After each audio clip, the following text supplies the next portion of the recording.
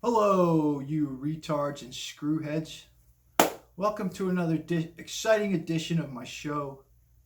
I'm going to go in a different direction today. I'm going to talk about being married to a crazy woman. I use the word narcissist. It's an overused word these days. I basically came up with, well, I didn't come up with the word narcissist. Certain things that I read fit my wife to a T, right? Like the whole thing about the golden child and the scapegoat, extended periods of the silent treatment, constantly dissatisfied, black cloud, the black cloud effect. Uh, it was, and the way she treats her children, abuse. There's no other way around it. So that's why I use the word narcissism. But it's cluster B, and when I read it all bleeds into each other, like borderline. A lot of it's this emotional dysregulation, and I see that with my wife. You drop a piece of meat on the floor by accident, boom, the nuclear bomb goes off. Suddenly she might bash you in the head with an ashtray. I'm not kidding you, right? Or histrionic, psychopath. They all seem to bleed together. I'm not a psychiatrist, so I don't know. I just use the word narcissist because like I said, the main thing was that whole idea of a golden child and a scapegoat. Anyway, today's topic is the narcissist, divorce or not divorce when you have kids as a man. Should you divorce or stay with her when you have kids? That's what I'm going to talk about today. That's the focus. Now, let me ask you a question. Have you ever been called a cunt? I have, many, many times. How about a motherfucker? Yeah, I've been called that so many times you can't believe it.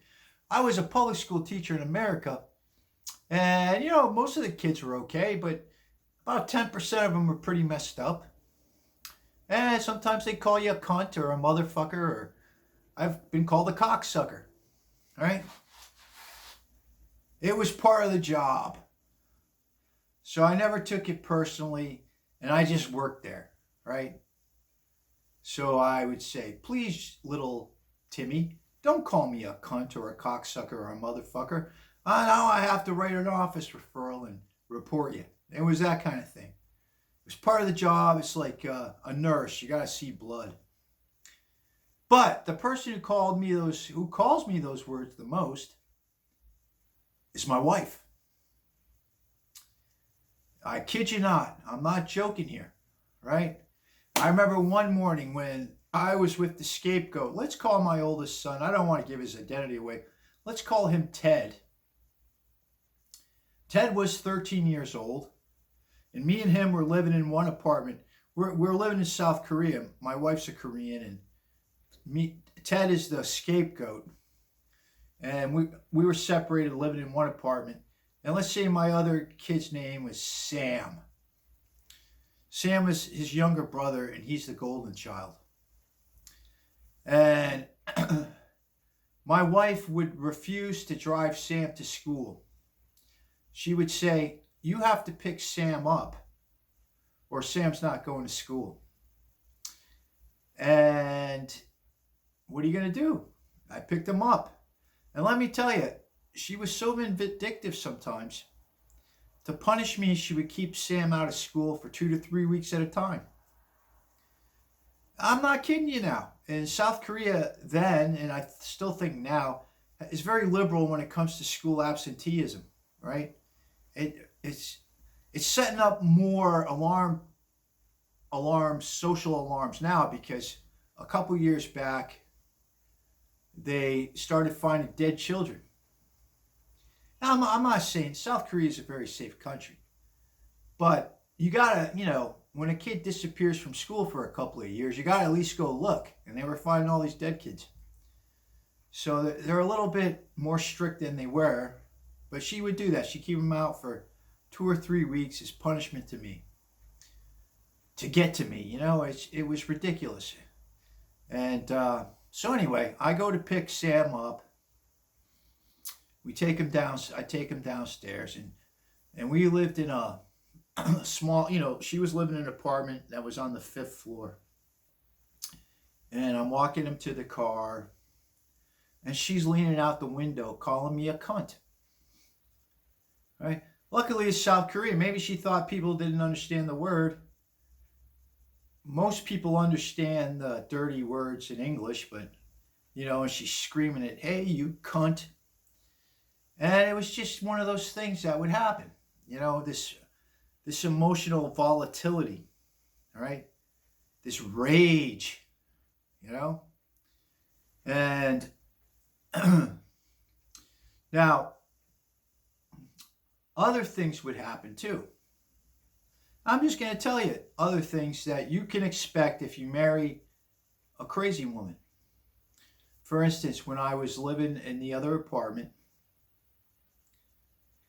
I don't know why I didn't think of this, but I needed to change the locks. But I said, who's got the time? Plus, I'm not good at Korean. So one day, me and my oldest son come home. Like I said, we were separated. And she come in and stolen some of our clothes. Just taking them. Stolen some of my medication. And let me tell you, it's not physical abuse to a child, but it creates a destabilizing force in the kid's life, where there's just constant conflict. And I'm telling you this, all you single guys out there, or all you guys who maybe you're married to a woman like this, but you don't have kids yet. I'm telling you, this will happen to you. They do not change. They do not feel empathy the same way you do. They are devoid of empathy. Everyone in that cluster B group, that's the main thing. Empathy, And so yeah, she would break into the apartment and steal things. And I remember going to the cops. And the cops were basically, back then anyway, it's changing for the better. I'm going to give you another story before I go. I try to keep these down to 10 minutes. But then, when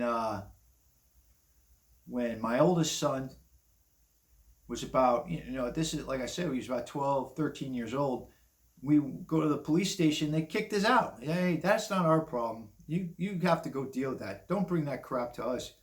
I'm like, don't bring it to you. She stole all my stuff. I gotta wear clothes to work. What am I gonna do? Don't bother us with it. That's your problem. So, and that's the thing about, as a male suffering from abuse, you're never going to, people are always going to look down on you, right? And there's nothing you can do, because you can't go and challenge her to a fight, and then you're a wife beater. So you're stuck, right? You just have to put up with it. The last story, because in all fairness, Korea has changed. When I was living in China with Sam, my oldest boy had enough. As I said in previous videos, he's in America, living with his grandmother at this time. My wife ran away and drained the bank account. They drained the bank accounts. I'm telling you that right now. Your bank account will be drained. I had $100 in my pocket. I said in another video.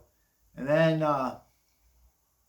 COVID came. I didn't have a job lined up in America. So I went to South Korea.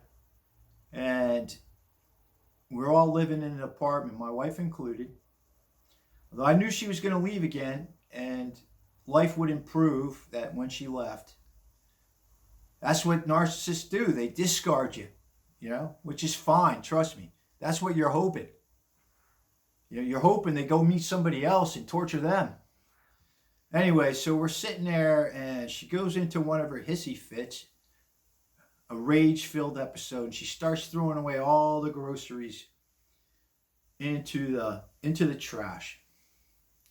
Now Sam he's in starting his 7th grade. He's a cute little guy at the time, and he's no longer the golden child. It's starting to dawn on him. And I said to him, look, Sam, call the cops. He spoke Korean. He speaks Korean. Call the cops. We'll see what happens. So she grabs him by the hair and she's pulling on his hair and throwing away garbage at the same time. Broken eggs, everything else. A real shit show, excuse my language. And I get her and he calls the cops. And then for some reason after he called the cops, she sits down calmly. You know, like all her energy's gone. We're just waiting for the cops to come. And the cops come and they give her a stern warning, which is bigger than the last time. You know, so it is changing, like I said. They say, look, you keep your hands off of your child and you don't get to throw away their groceries and you don't get to do this and that. And then as soon as the cops left, she stole my visa, my identity card, I have like a green card. She stole it. She said, you're not getting this back. This belongs to me. So I said, Sam, call the cops again. So he called them again and they came and he explained it to them in Korean. And what she did was she said to them, well, he was hitting me. She lied to him. He was punching me. He was getting physically aggressive. And luckily, my son speaks Korean. He's a witness. He says, no, my dad never touched her. It never happened. She's lying. And they will do that to you. They will get you on false charges. I am telling you right now, you will have the police in your life. I'm going to do a separate episode on that one of these days. Anyway, I want to get to the question. Should you, when you have minor children, divorce your wife and get away? I'm going to tell you the answer. I don't care what any therapist tells you. No. You find a safe place for your kids. My oldest kid I sent to live with my mom in America. He was safe. Then my youngest child, I stayed there. I kept my eye on him because, and I'm not a great father, let me tell you that. I mean, I'm no, what's his name in Leave It to Beaver? Ward. I'm no Ward Cleaver. But I'll tell you this. These cluster B people, they're dangerous. They're very dangerous. Make no mistake. And you do not want to leave a minor child with them. Case closed. I don't care what any therapist tells you. You got to watch him.